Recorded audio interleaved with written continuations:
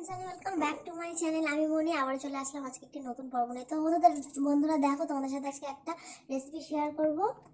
এখানে আমি ইঁচড়গুলোকে সেদ্ধ করে নিয়েছি নুন হলুদ দিয়ে, আর এখানে চিংড়ি মাছটা ধুয়ে নিয়েছি।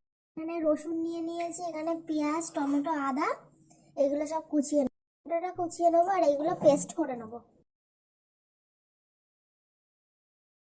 তো দেখো বন্ধুরা, আমি তেলের মধ্যে পেঁয়াজ আর টমেটো কুচি দিয়ে দিয়েছি। এবার আমি মশলাটাকে সব দিয়ে মশলাটা ভালো করে কষে নেবো। তো দেখো বন্ধুরা, চিংড়ি মাছ আর আলুগুলো দিয়ে আমি মশলাটাকে ভালো করে কষে নিচ্ছি। কষে নেওয়া হয়ে গেলে এর মধ্যে আমি সেদ্ধ করা ইঁচড়টা দিয়ে দেবো। তো ইঁচড়টা দিয়ে ভালো করে কষে তারপরে যখন হালকা হালকা তেল ছেড়ে দেবে, আর আমি বেশি একটা তেল খাই না, মানে আমাদের বাড়িতে কেউই, আমি দিই না অবশ্য রান্নায়, অল্প তেলের মধ্যে রান্না করি। তো এটা তেলটা ছাড়লে এবার আমি এর মধ্যে জল দিয়ে দিই।